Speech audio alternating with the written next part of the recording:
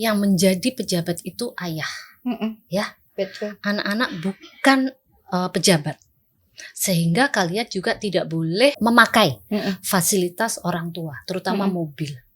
Iya, tapi kan ini kan perjuangan begini. Oh iya, oke ya, udah ya gitu ya, tutup ya, ibu lagi kerja. Udah tak tutup. Terus langsung nelpon Mas Jarot dong? Ya ora. Kok enggak sih? Ya, Kamu dingin deh. kan itu ya, kita berdua naik mobil dihentikan oleh polisi dengan itu baju kayak begitu, nggak rapi-rapi gitu. Ya ampun, ya udah Pak, jangan Dipikir Pak. orang ini pasangan lagi kabur nih, mau kawin lari kayaknya. Mau kawin lari. Ya ampun, aku kesasar ini. Loh, terus gimana ini? Mau dijemput? Enggak, aku nanya aja. Udah, pokoknya aku nanya, nggak tahu berapa kali orang pokoknya ya, sampailah aku tiba. Bunga-bunga cinta. Hai, apa kabar? Assalamualaikum warahmatullahi wabarakatuh. Salam sejahtera buat kita semua. Hari ini, sore ini, aku ditemani sama Mbak Yuku di ajeng Happy Jarot. Nih, Gimana? happy. Terima kasih sudah diundang. Aduh, seneng banget ya. Akhirnya iso rawuh. Seneng deh. Seneng banget di tengah-tengah kesibukannya yang luar biasa. Terus sebagai aktif di Kebaya ya. Kemarin Kebaya aku di Foundation. sana lihat dirimu sedang jalan. Aku kok gak dijak, Jeng? Ya nanti lah. Dijak ya. Iya dong. Tapi nanti aku pakai baju itu Kalimantan. Oh iya, itu keren banget itu. Kemarin aku juga pakai baju Melayu Delhi. Keren. Kemarin aku pakai selendang gadang, kotong gadang, aku baju kurungan gitu. Aku seneng banget karena nggak sesek-sesek gitu kan. Udah umuran awake dhewe itu kalau yang nganggo bustiye opo ngono ya. Itu nggak kuat aku. Bener langsung ungu mukaku. Jadi apa ya, luar biasa ya, baju adat Indonesia ini kan memberi kebebasan kita semuanya. Kalau umpamanya di event tertentu kita bisa memakai baju yang kita nyaman. Betul. Itu loh. Betul. Mau pakai Kalimantan monggo, mau Padang monggo, Jawa juga monggo. Iya. Nah, inilah tugas kita semuanya agar supaya menjaga warisan budaya bangsa Indonesia dan juga nanti memperkenalkan ke anak-anak kita agar supaya budaya ini tetap langgeng selama-lamanya. Betul. Keren. Pokoknya foundation kebayanya Mbak Happy ini luar biasa. Udah kemana-mana ya Mbak ya. Luar biasa. Tapi kali ini kita nggak mau ngobrolin kebayanya. Aku sebenarnya masih banyak yang pengen ngulik-ngulik, pengen tahu sih cerita berjumpanya sama bojo Mas Jarot. Oh, gitu ya. Jadi aku harus mengingat-ingat sedikit kali ya. Memang udah lupa? Loh, kebacot loh Jeng. Kalau lupa, gak boleh loh. Tidak boleh merupakan sejarah loh. Itu sejarah. Betul. Jadi gimana? Ketemunya kapan itu? Ketemu ya. Sebenarnya kalau ketemu nih ya, pertemuan itu kan kebetulan saya kuliah di Untak Surabaya. Waktu awal-awal saya masuk, beliau belum kelihatan karena waktu itu kelihatannya beliau sekolah di Jogja untuk S2. Nah, terus berjalannya waktu beliau ternyata dekanku. Nah, dekanku. Cinta bersemi di kampus gini ceritanya. Waktu itu belum. Belum. Kecepatan aku. Iya, belum. Jadi Bapak Dewan, saya mahasiswa. Nah, terus ya tahu lah, kalau kita tahu kan mahasiswa, tapi beliaunya kayaknya belum tahu aku, karena kan mahasiswa banyak. Nah, terus kemudian ya aku lulus, ketemu lagi itu 5 tahun setelah aku lulus. Oh, jadi ketemunya bukan di kampus. Bukan. Oke. Jadi waktu jadi ada event gitu. Jadi setelah aku lulus sudah aku kerja, ya hitungannya 5 tahun lah setelah lulus. Nah ternyata si Bojo ini tetanggaan sama temanku kantor. Temanku kantor, aku kan kerja di salah satu bank pemerintah tuh waktu itu. Nah temanku. Oh di bank juga, aku bank loh. Selesai kuliah apa segala macam kerjanya di bank. Di bank. Nah, saiki wis ora ono bank. Waduh. Oh, kalau bankku masih ada. Nah, terus ternyata temanku satu kantor itu tetanggaan gitu. Nah, ini yang lucu suatu ketika temanku itu cuti. Ya kan, cuti terus kemudian aku nelpon ke temanku itu karena aku yang menggantikan dia waktu cuti. Nah, terus dia bilang gini, Happy kamu kan untak ya gitu. Ini aku juga tetanggaku untak gitu. Pak Jarot. Gitu. Nah, aku kok kayaknya kok iya gitu kan. Terus coba deh kamu ngomong gitu. Nah waktu itu langsung aku ngomong gitu di telepon. Nah terus berjalannya waktu ya itulah. Berlanjut akhirnya begitu. Oh alah serunya berlanjut dan apa ya mungkin kita sudah jodoh betul. Bayangin udah setelah 5 tahun nggak ketemu lagi tau-taunya gara-gara mengganti sahabat yang Happy itu cuti gitu ya. Terus tiba-tiba di telepon nyambung entak kutuk jus gitu ya. Anaknya pinten Mbak? 2 ya? 3 ya? Oke. Perempuan semua. Oke. Yang paling besar sekarang sudah semester akhir semester akhir. Terus kemudian yang nomor 2 baru masuk tahun ini. Kemudian yang ketiga SMA kelas 3. Begitu, cewek semua.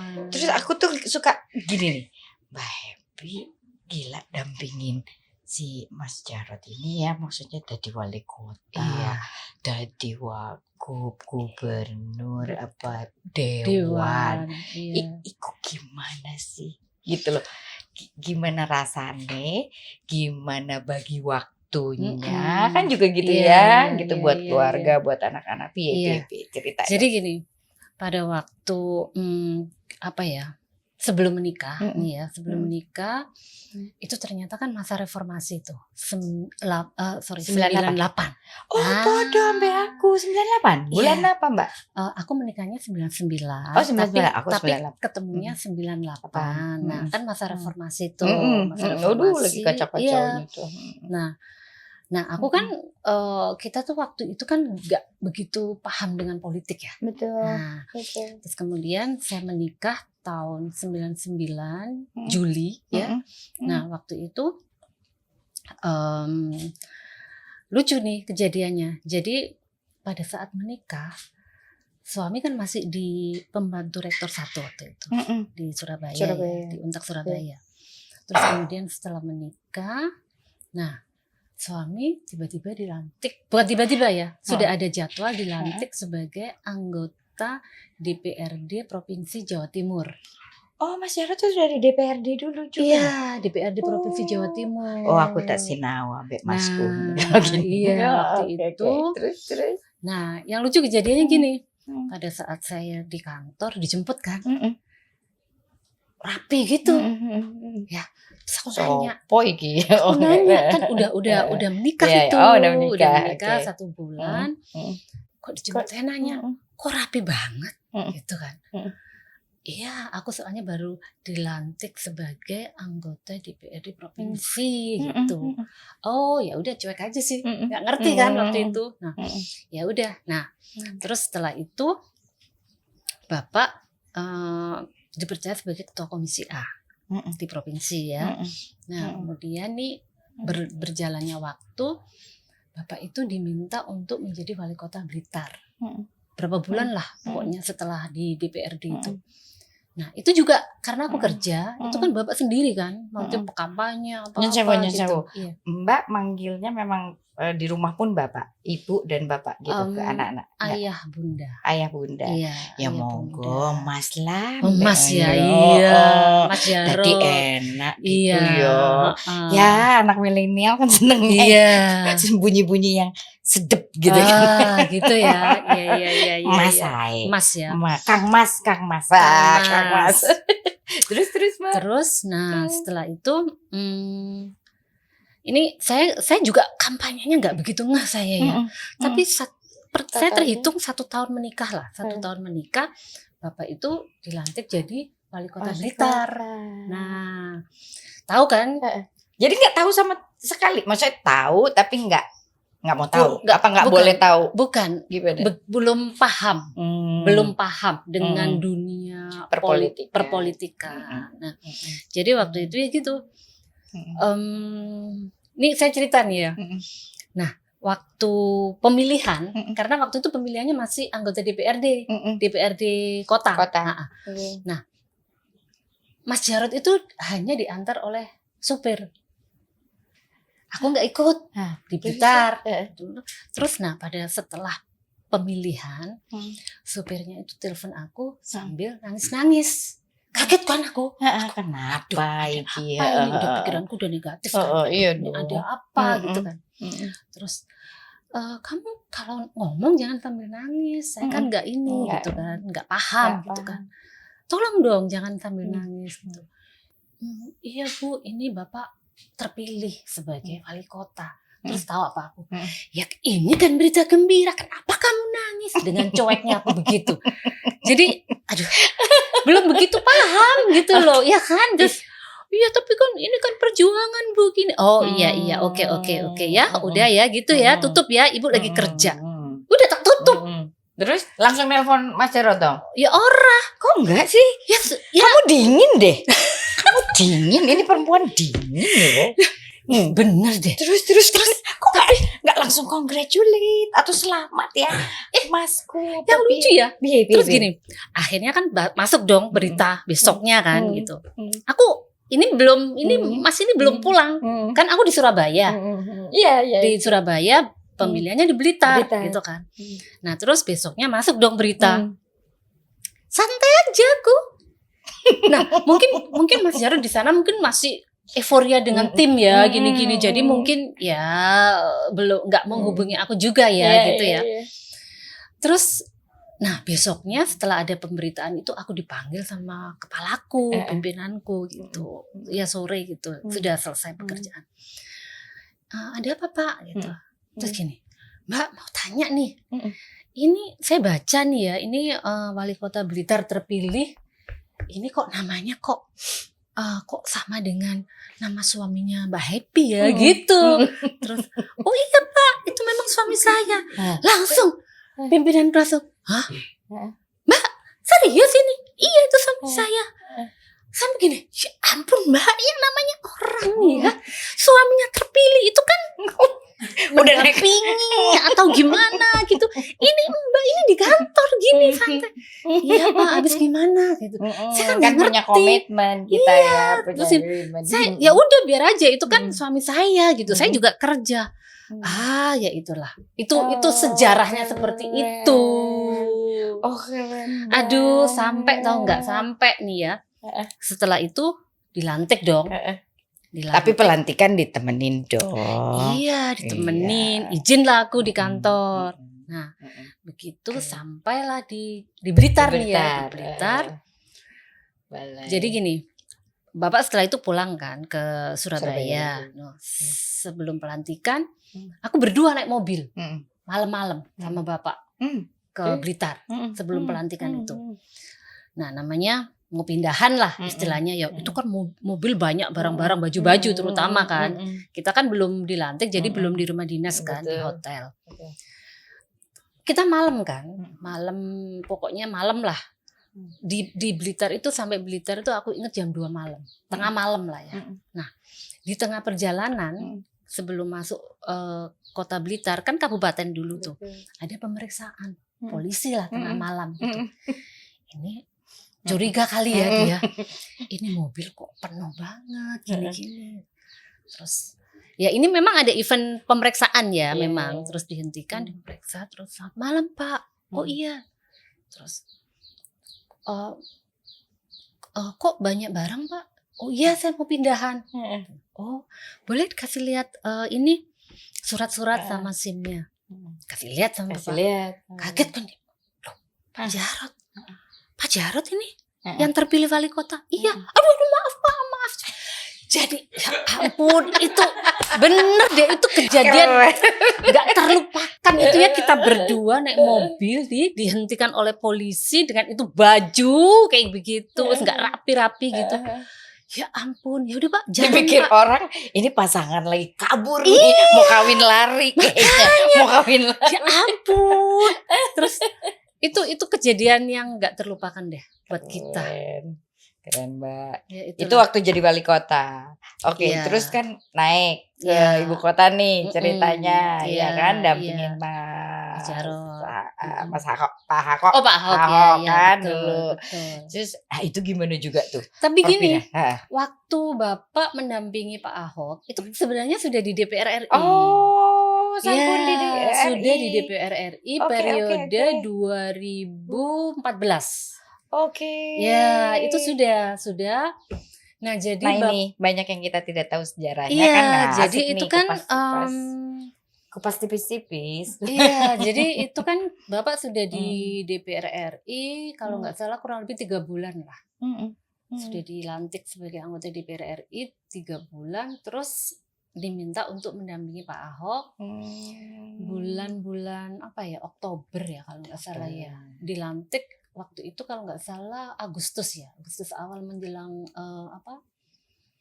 upacara itu ya. Untuk DPR RI ya, DPR RI dulu. Itu anak udah 2 atau 3? Udah 3. Oh langsung ya. Cuk, jadi gitu kan? Jadi kita itu punya anak 3, itu produksi wali kota semua. Oh, Blitar semua. Jadi Bapak kan jadi wali kota itu kan tahun 2000. Berapa periode, Mbak? 2 periode, 2000 sampai 2010. Lah anakku lahir 2001, 2003, 2001, 2004 sama 2006. Beda 2 tahunan. Oh, sing barep kayak anakku yang nomor 2, 2001. 2001 Desember. Oh, iya, anakku. Nah, ya itu terus kemudian ke Jakarta.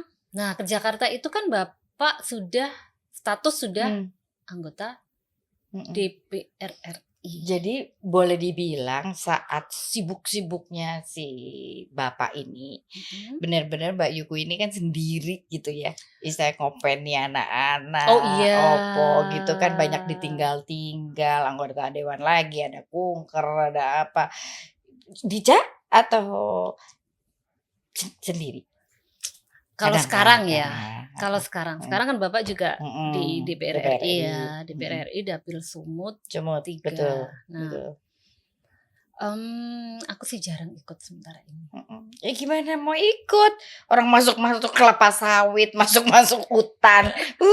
Doro Putri lengkap di rumah. Terus belum lagi jalannya berkelok-kelok. Iya kan? Iya. Menurun. Iya, naik turun, masuk keluar hutan. Gitu. Itu nggak komplain, anak-anak nggak komplain, Mbak?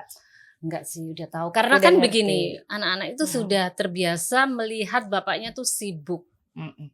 Meskipun dulu jadi wali kota juga Bapak kan orang organisasi ya, jadi aktivis dan aktif di organisasi. Jadi udah nggak asing lah gitu. Makanya gini waktu itu.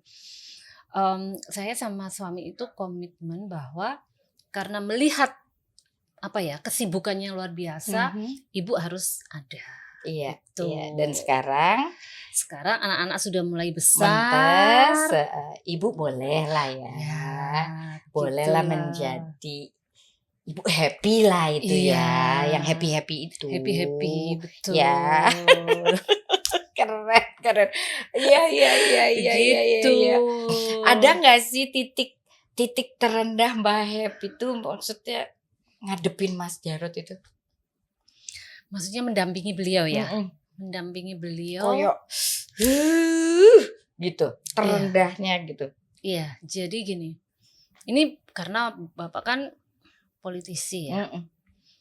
Ya akhirnya kan mungkin saya bicara yang di titik itu ya. Jadi gini, tahun 2010 ya, 2010 pensiun itu Bapak tidak menjabat apa-apa. 2010 tuh? Iya, 2010. Karena pada waktu itu 2009 kan ada pemilihan legislatif juga. Bapak ikut tetapi tidak terpilih. Nah, 2009 itu padahal mantan wali kota ya. Belum mantan. Iya masih wali kota 2009 itu Bapak masih aktif di Wali Kota Blitar. Tetapi waktu itu ditugaskan untuk menjadi calon legislatif Dapil Surabaya. Nah, ini waktu itu mungkin membagi waktunya agak susah ya.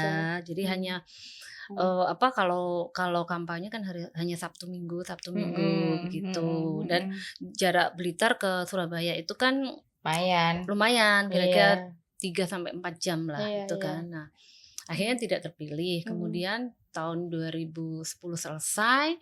Nah, tidak tidak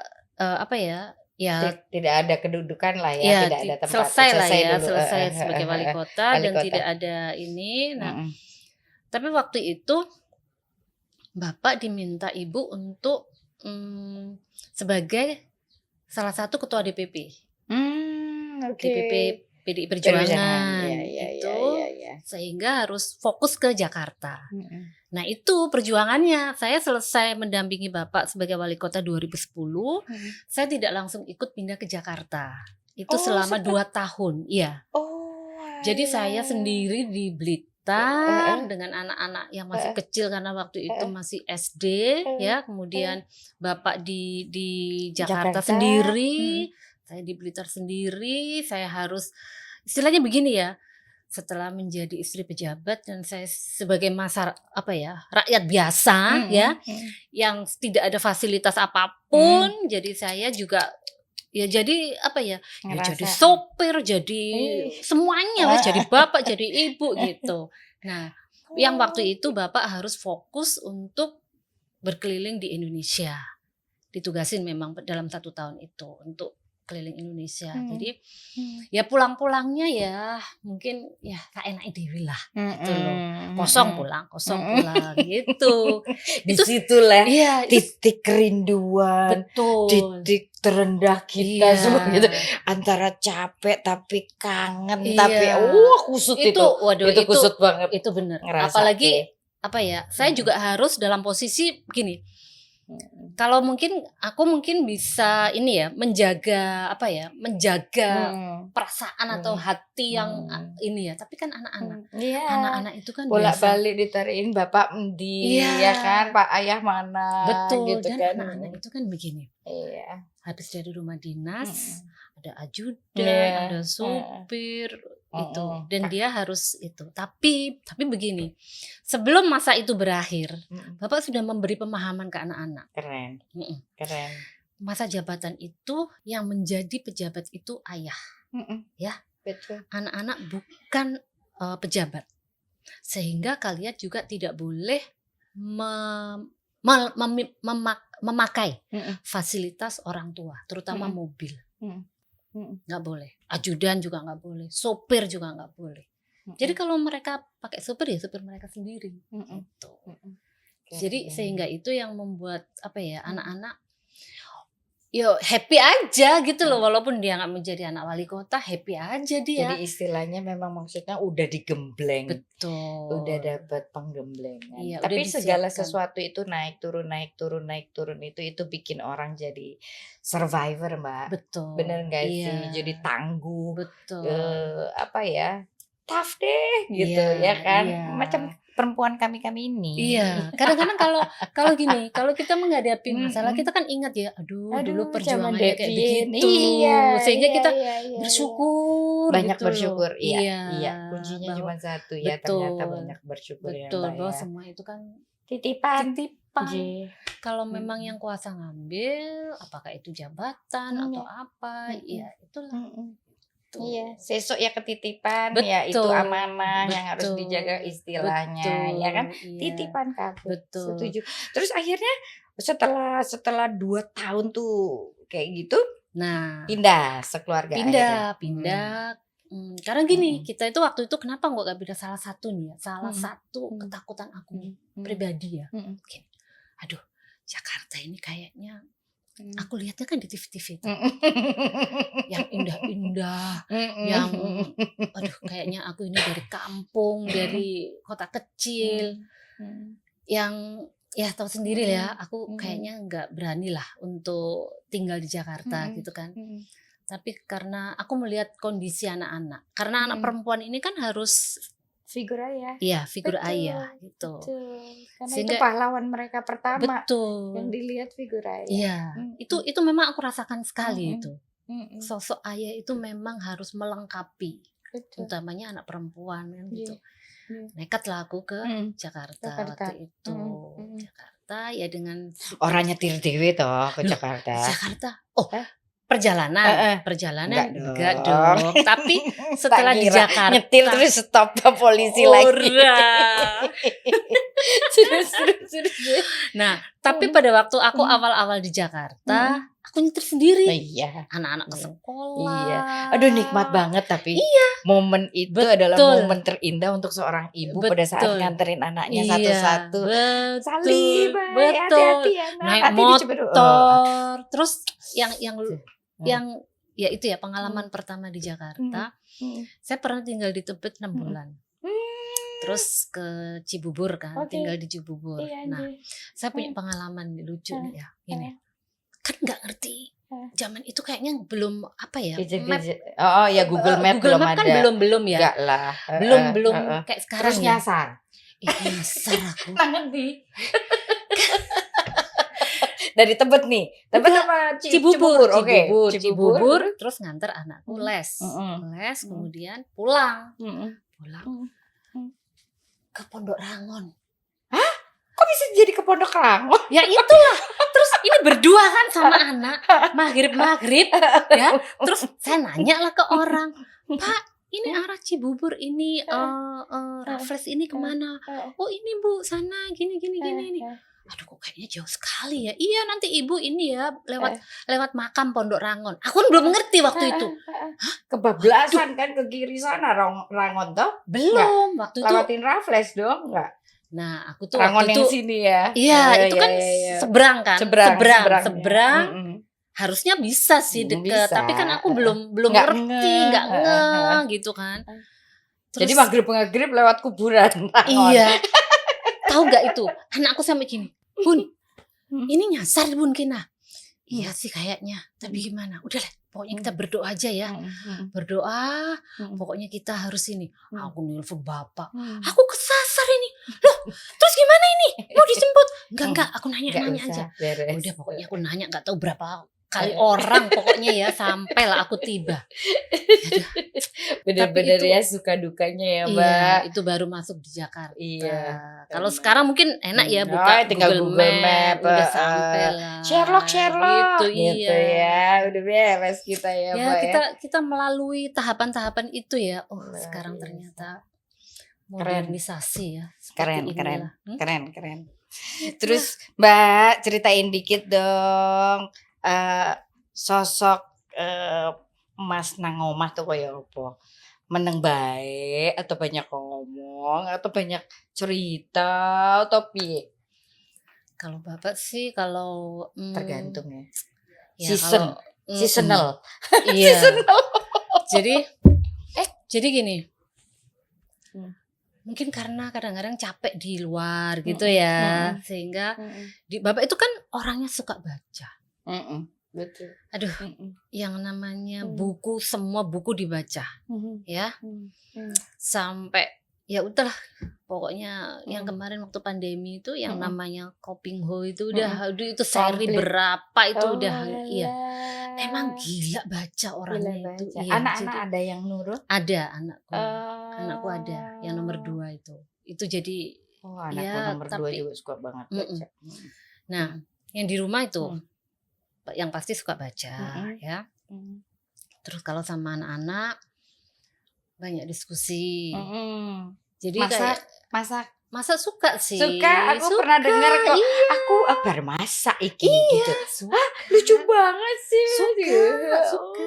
Jadi mungkin pengalaman anak kos, ya kan. Pernah dan di Jogja ya. Iya, dan bapak itu kan sebenarnya mandiri tipenya. Iya. Tipe mandiri. Jadi kalau umpamanya pergi kemana-mana, nggak ngerepotin. Udah kemas-kemas sendiri. Kadang-kadang gini, ini udah tinggal ngelipat apa orangnya yang simpel. Ya wes, alhamdulillah setiap orang dapat bagiannya masing-masing ya. Kita sing rodok-rodok manis-manis manja gitu, entuk sing koyo ngono gitu ya, manis-manis manja. Tapi kalau yang bojone sing manja, wah istrinya sing deg-deg gitu kan. Iya kan, memang semua orang ada bagian-bagiannya. Terus Mbak, aku dengar jarene itu Jakarta happy. Happy banget loh aku ini itu kaos Iya. Jadi Jakarta happy ini kan terkait dengan ini dong. Nggak apa-apa, tipis-tipis aja. Iya. Jadi sekarang nih ya, sekarang ini kan kenapa gitu tiba-tiba terus oke, aku mau. Jadi gitu. Gini. Dikon? Enggak dong. Dikongkon enggak dong. Tapi pasti. Gini, sebenarnya dunia politik ya buat aku dan anak-anak itu kan sudah tidak asing kan. Karena bapak sudah kita itu artinya gini, kita itu sering mendengar di rumah, di media, baca bapaknya ngobrol apa diwawancara gini itu. Oh ya. Akhirnya di rumah kadang-kadang kita juga berdiskusi tentang apapun ya, daripada ini tanya ke bapak gitu. Akhirnya yang dulu pernah menjadi pegawai bank, kemudian aku resign karena sudah sibuk mendampingi bapak. Kemudian ini anak-anak sudah besar, apalagi ini kan yang kecil ini sudah mau selesai SMA. Ngobrol lah aku gitu, diskusi ya gitu. Gimana nih gini gitu. Oh, boleh juga loh kalau aku ke maksudnya mencalonkan gitu ya. Apakah itu legislatif atau apalah gitu kan. Oh, boleh. Dapat restu. Iya, boleh karena melihat anak-anak juga sudah bisa ditinggal lah ya gitu. Nah, saya mendampingi bapak itu kan 2,5 tahun. Ya cukup lama, DKI. Ya, monggo loh Mbak, diunjuk. Ini bukan pajangan podcast. Iya. Sewu ya, diunjuk dulu. Monggo.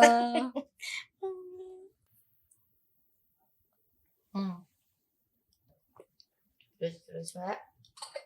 Ya jadi dengan pengalaman waktu itu mendampingi bapak, aktif di beberapa organisasi. Aku kan sebagai wakil ketua tim penggerak PKK, sebagai ketua BKOW, di mana BKOW itu kan organisasi perempuan semua yang ada di DKI itu kan aku sebagai ketuanya. PKK aku juga keliling seluruh DKI, seluruh sehingga tahu sehingga tahu permasalahan keluarga terutama. Itu bapak, oke lah kamu. Dan kalau bicara PKK itu kan aku sudah istilahnya paham lah. Jadi sekarang nih visi misinya Mbak turun ini isu keluarga lah ya, juga menjadi satu bagian yang. Iya, karena kan sebenarnya semua permasalahan itu bisa terselesaikan dari keluarga. Betul. Ya kan? Selalu aku ya sama juga pada saat aku juga masuk ke dunia ini apa segala macam, aku ya izin kula nuwun restunya. Betul. Ternyata juga akhirnya disupport suami, anak-anak. Jadi maksudnya itu nomor 1 sih. Jadi konstitusi terkecil dalam satu itu adalah keluarga. Benar nggak sih Mbak? Kalau keluarga nih apik, dadi nih apik. Keluarga nih amburadul, dadinya kacau balau. Tapi balik lagi kadang-kadang anak-anak itu juga mencari di luar, banyak juga pilihan, makanya hidup itu adalah pilihan. Benar nggak sih Mbak? Gitu. Seperti apa yang dilalui Mbak Happy ini mendampingi bapak, mendampingi anak-anaknya, nyetir sendiri, tidak diperbolehkan memakai fasilitas-fasilitas yang berlebihan gitu ya. Itu satu yang luar biasa. Naik turun. Itu dijalani oleh seorang Mbak Happy Jarot yang sangat humble ya. Jadi Mbak matur nuwun hari ini waktunya udah disempetin istilahnya gitu. Aku seneng banget, apa yang bisa aku bantu pasti aku ikut bantu. Demikian halnya juga Mbak Yu. Kita saling support dong. Iya dong, perempuan support perempuan. Betul. Iya kan, itu yang paling penting. Karena sangat apa? Ada yang mau disampaikan buat kita semua? Ya itu tadi, kalau perempuan ini yang bergerak, aduh, insya Allah lah semua beres. Amin. Insya Allah. Jangan lupa Jakarta Happy. Iya. Happy loh ya. Happy nomor 1, happy pilihan ya. Pilihan. Mindset harus dimulai dengan bahagia. Betul. Matur nuwun Mbak. Makasih. Keren banget. Bunga-bunga cinta.